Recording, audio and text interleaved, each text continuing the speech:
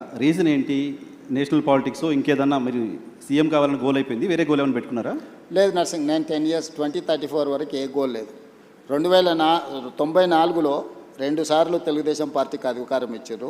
2004 నుంచి 2 సార్లు కాంగ్రెస్ పార్టీకి అధికారం ఇచ్చారు. 2014 నుంచి 2 సార్లు బీఆర్ఎస్కి అధికారం ఇచ్చారు.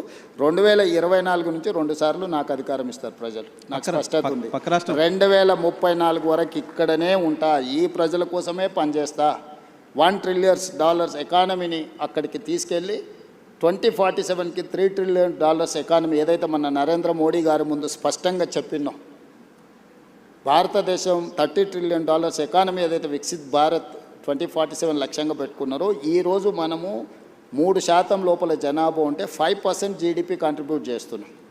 రేపు ఇదే జనాభా 10% జీడిపిని దేశానికి కంట్రిబ్యూట్ చేసే ప్రణాళికలు, దానికి రోడ్ మ్యాప్, దానికి భవిష్యత్ ఏ రకమైన విధానాలు తీసుకోవాలనో 2034 వరకు ఇక్కడనే క్షేత్రస్థాయిలో ఉండి పనులు చేస్తాను. సార్ అది నమ్మకమా? 10 ఏళ్ళు ఇస్తారులే నమ్మకమా? పక్క రాష్ట్రం ఆంధ్రప్రదేశ్లో 5 ఏళ్ళకి ప్రభుత్వం మారింది, డిఎంకే ప్రభుత్వం తమిళనాడులో కూడా 5 ఏళ్ళకి మారింది.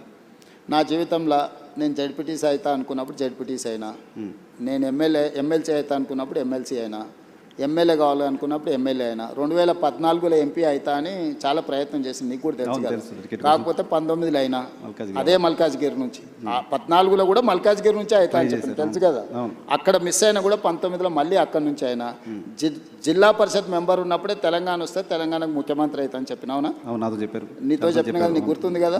ఆ రోజు రాజశేఖర రెడ్డి గారు, చంద్రబాబు నాయుడు గారు నాయకత్వం ముందు తెలంగాణ ఎక్కడి నుంచి వస్తుందా, పిచ్చి బ్రహ్మలని మాట్లాడిన వాళ్ళు కూడా ఉండరు కదా. వచ్చింది కదా, వచ్చిన తెలంగాణకు ముఖ్యమంత్రి అయినా కదా. ఈ రోజు కూడా నేను చెప్తున్నా, 34 వరకు నేనే ఉంటా. Confidence sir. నేను ఈరోజు నీ ముందర చెప్పిపోతున్నావు, నువ్వు దాచిపెట్టుకో.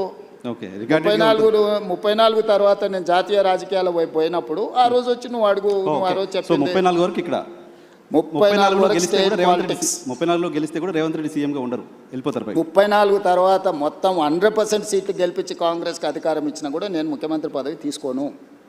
నేను తర్వాతి తరానికి బదిలీ. చాలా పెద్ద స్టేట్మెంట్ ఇస్తున్నారు సార్. పెద్ద స్టేట్మెంట్ నీకు చెప్తున్నా, అందుకే నీకు చెప్పాలని నీకు చెప్తున్నా. ఓకే, ఎందుకంటే నీకు ముఖ్యమంత్రి అని చెప్పిన రోజు నువ్వు ఆశ్చర్యపోయినావు, అది ఎట్లా సాధ్యం